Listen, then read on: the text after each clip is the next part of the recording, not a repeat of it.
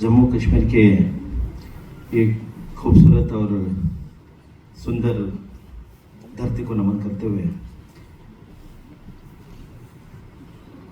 Old pension restoration आंदोलन के इस मंच पे उपस्थित हमारे national president BP Singh Rawat ji और उनके ऑफिस बेरर्स राजेश शर्मा जी और यहाँ के डिस्ट्रिक्ट प्रेसिडेंट सैयद जी और तमाम डिग्नेटरीज ऑन द डाइस और मेरे सारे यहाँ के कश्मीर के कर्मचारी बंधु भाइयों, मैं कर्नाटक से बिलोंग करता हूँ। मैं कर्नाटक का स्टेट गवर्नमेंट सेक्रेटरीट जो है, Karnataka government secretariat all officers and employees union का प्रेसिडेंट हूँ और एनपीएस अबॉलिशन एसोसिएशन जो स्टेट का एसोसिएशन है वहाँ पे मैं ऑनररी प्रेसिडेंट भी हूँ। रावत जी के साथ मिलके हम लोग ये मुहिम में शामिल हुए एनपीएस अबॉलिशन के। बहुत सालों से वहाँ पे कर्नाटक में आंदोलन चल रहा है, बहुत बड़ी लेवल पे आंदोलन हुआ है। रिसेंटली 2 साल पहले तमाम हमारे कर्नाटक के करीब 2.5 से 3 लाख कर्मचारी कर्नाटक के जो एनपीएस में आते हैं उनके साथ रूबरू होते हुए एक बहुत बड़ा सा आंदोलन मंच हमने बनाया था, जहाँ पे मुख्यमंत्री जी वहाँ के माननीय सिद्धरामैया जी आके मुझसे और रावत जी से बहुत सारी बातें स्टेज पे भी, जहाँ पे 3 लाख कर्मचारी एक साथ मिलके वहाँ पे एक बहुत बड़ा सा आंदोलन हमने किया। तो वहाँ पे मुख्यमंत्री जी को भी मजबूर होना पड़ा कि नहीं, इनकी बात सही है और सारी बातें उनको बिठा के हम लोगों ने एनपीएस से जो समस्या है उसके बारे में हमने बात की। रावत जी ने भी वहाँ के मुख्यमंत्री जी से बात की है।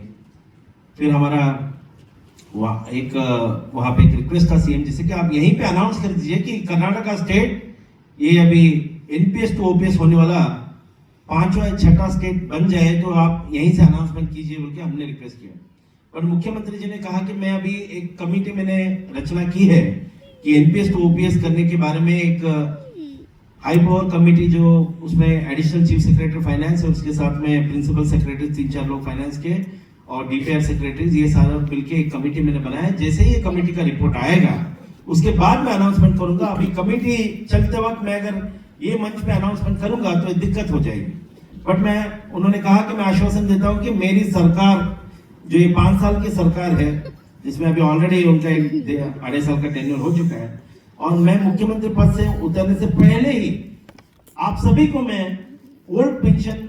सिस्टम रिस्टोर करवा के दूंगा, बल्कि ये हमको उन्होंने प्रॉमिस किया है माननीय मुख्यमंत्री जी। तो कुछ ही महीनों में हम लोग आपको एक गुड न्यूज देंगे कि कर्नाटक में भी एनपीएस टू ओपीएस होगा।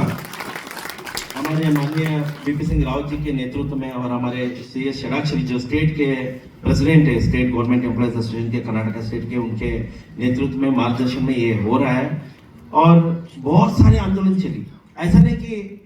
एक 2.5 लाख लोगों का एक सैलाब आ गया और एक फंक्शन किया बस सीएम वहां पे मान गया, ऐसा नहीं था। हम लोगों ने बहुत सारे स्टेज पे हम लोगों ने उसका आंदोलन किया, स्टेप बाय स्टेप बहुत सारी चीजें हुई। पिछले 10-12 साल में हमारे यहाँ 224 एमएलए इलेक्ट होते हैं कर्नाटक में जो कॉन्स्टिट्यूंसी है। हम लोगों ने जो हमारे संगठन है तालुका लेवल के और डिस्ट्रिक्ट लेवल पे हम लोगों ने ऐसा मुहिम चलाया कि सारे एमएलए के घर के सामने हमारे सारे कर्मचारी वहां तालुका के लोग जाएंगे, एमएलए को कन्विंस करेंगे कि पार्लियामेंट असेंबली में आप इसके बारे में बात करेंगे और आप इसके बारे में उसके फेवर में खड़े होंगे, तब जाके आपको वोट मिलेगा, नहीं तो आपको इस बार के चुनाव में वोट नहीं मिलेगा। इस टाइप का आंदोलन वहां पे चला तो सारे एमएलए के पास भीड़ लग गई, बहुत सारे तादाद में। हमारे वहां पे टीचर्स एसोसिएशन का स्ट्रेंथ बहुत बड़ा है, तो वो सारे लोग एकजुट होकर एमएलए के पास गए। फिर सारे एमएलए के इसके बारे में ये अच्छी सी जानकारी मिली कि एनपीएस से क्या क्या समस्याएं हो रही है और ओपीएस आना कितना जरूरी है। तो वो लोग वहां पे जब ये टॉपिक पे बात आती थी, असेंबली सेशन चलते थे, तो वहां पे सारे एमएलए और हमारे एमएलसी सीएम पे दबाव डालते थे कि ओपीएस होना चाहिए। ये सारे स्टेप बाय स्टेप अभी बहुत सारी चीजें जो टाइम का अभाव रहने की वजह से मैं सब कुछ तो नहीं बता सकता, ऐसे बहुत सारी तमाम चीजें कि ऐसा नहीं कि हम लोगों ने 1 महीने पहले शुरुआत की और हमारा हो गया। और हम लोग अभी अंतिम घड़ी पे हैं, मतलब हमारे जो ओपीएस होने वाला है उसके बहुत करीब हम लोग हैं, मतलब कुछ ही महीनों में वहां पे ओपीएस होने का चांसेस है। उस वक्त फिर से एक बहुत बड़ा फंक्शन रखेंगे बीपी सिंह रावत जी को और सारे नेशनल लेवल के ऑफिस बेरर को बुलाएंगे कि हमारा आंदोलन ये कैसा रहा। तो इस चीज से, इस तरीके से आंदोलन हर तरफ होना जरूरी है। और स्पेशली एक अंतिम बात कहना चाहता हूँ कि इंडियन कॉन्स्टिट्यूशन में जब हमारा स्वतंत्रता मिली हमारे देश को, तो directive principle of state policies में हमने ये प्रमाण लिया कि कल्याण स्टेट का स्थापना होगा, कल्याण राज्य का स्थापना होगा, उस तरीके के पॉलिसीज हम लोग बनाएंगे। ये हमारा कमिटमेंट था कॉन्स्टिट्यूशन में कि हम लोग, जैसे कि एजुकेशन है, कल्याण योजनाएं जो फ्री में मुफ्त में इस देश में मिलनी चाहिए, जैसे कि आरोग्य है, हेल्थ सिस्टम है, उसी तरीका का जो कल्याण योजना में ये जो पेंशन मिलता था, ओल्ड पेंशन, वो भी उसी के बीच में आता था, उसी के मतलब उसी के रास्ते में कल्याण राज्य के स्थापना में वो भी था। लेकिन जब ये इसको हटाया गया, जो नेशनल लेवल पे इस पे चर्चा हुई, वहाँ उस वक्त हमारे एक इकोनॉमिस्ट थे प्रोफेसर राजेश शाह, उन्होंने ये एनपीएस के बारे में इंट्रोड्यूस किया नेशनल लेवल पे सेंट्रल गवर्नमेंट को। तो उनको हमने हमारे 6 पे कमीशन में हमने उनको बुलाया था कि आप इसको बेहतर बना के आपने इंट्रोड्यूस करवाया सेंट्रल में, तो हम उसके बारे में बात करें। तो 6 पे कमीशन की चर्चा में जो एडिशनल चीफ सेक्रेटरी के चेयरमैनशिप में हुआ था फाइनेंस कर्नाटक में, वहां पे आए थे, हमारा पूरा दिन उनके साथ एक सभा चला, एक मीटिंग हुई, और फाइनली हमने उनको प्रूव कर दिया कि आप कितने गलत थे, ये एनपीएस किसको इतना बेनिफिट नहीं देने वाले जितना आप बोल रहे थे, इसीलिए बहुत सारे लोग उससे बाहर रह गए। तो ये सारे बातें उनसे हुई, और कहीं ना कहीं जाके जो इकोनॉमिस्ट आदमी जो प्रोफेसर राजेश शाह थे,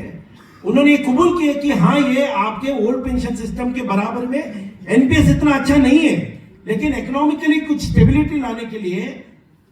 हम लोगों ने इसको इंट्रोड्यूस किया। तो मैंने बोला ये तो कल्याण राज्य के खिलाफ था, जिसकी स्थापना, जिसकी हमने directive principle of state policy में कमिटमेंट किया है, ये तो वायलेशन ऑफ द कॉन्स्टिट्यूशन था, violation of the directive principle of state policies था। तो ऐसे कैसे हो गया? नहीं, ये तो सेंट्रल गवर्नमेंट को हमारे हमने सबमिट किया, और सेंट्रल गवर्नमेंट ने उसको पार्लियामेंट में पास किया, आपका जो भी आंदोलन है वहां पर रहेगा। लेकिन सर, हम लोगों ने आपको यहाँ पे इसीलिए बुलाया था कि आपको ये प्रूव कर पाए, और आप भी सेंट्रल गवर्नमेंट को आप बोल सकते हैं कि क्योंकि जब भी जो होता है कि हम लोग पॉलिटिशियनों को या सीएम को, पीएम को जाके बोलते हैं कि ओपीएस मिलना चाहिए, जो वहां के पॉलिटिशियन चाहते हुए भी ये फाइनेंशियल एडवाइजर्स और इकोनॉमिस्ट की बातों में आके, नहीं इससे और ज्यादा हमको ट्रबल होगा, फाइनेंशियली क्राइसिस होगा इकोनॉमिकली, ये बोलते हैं ये ना हो, इसलिए हम लोगों ने उन पर दबाव ज्यादा डाला था। तो उस वजह से यहाँ पे ये directive principle of state policy का भी वायलेशन हुआ, और कल्याण राज्य की स्थापना में भी ये नहीं आता है। तो इसलिए हम लोगों ने वहां पे पिटिशन भी दाखिल किया था कर्नाटक में, उसके ऊपर भी बहुत बहस चला, और हम चाहते थे कि कहीं वो डिसमिस हो जाए, और यहाँ पे गवर्नमेंट को पता लगे कि इनका पिटिशन डिसमिस हो गया, तो फिर बाद में करने वाले भी नहीं करेंगे, इसलिए हमने उसको वहां पे उसको हेल्ड किया, उसको स्टॉप किया। तो वो हम लोग लीगली उसमें नहीं गए। क्यों लीगली नहीं गए? अगर लीगली जाते, अगर वो कुछ डिसमिस हो जाता तो दिक्कत क्या आ जाती। तो हम लोगों को ये आंदोलन के थ्रू ही करना है, पाना है इसको, और आंदोलन के थ्रू ही इसको हमको ओल्ड पेंशन रिस्टोरेशन करना है। तो ये सारी बातें हैं, और हम लोग जल्दी उसके बारे में आपको गुड न्यूज देंगे। और यहाँ पे आने में मुझे थोड़ी सी देर हो गई, तो इसके लिए माफी चाहता हूँ। कुछ प्रोटोकॉल इश्यूज थे एयरपोर्ट से यहाँ तक आने में, तो बहुत देर से फ्लाइट भी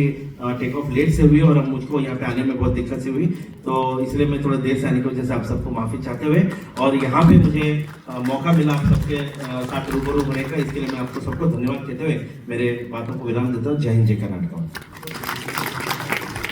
शुक्रिया सर, रिस्पेक्टेड सांगा साहब, जिन्होंने आपके साथ अपने विचारों का जो है आदान प्रदान किया। मैं रिक्वेस्ट करूंगा हमारी लो प्रूफ की टीम को कि वो इनको इनकी फैमिली जो आई है, प्लीज कम ऑन द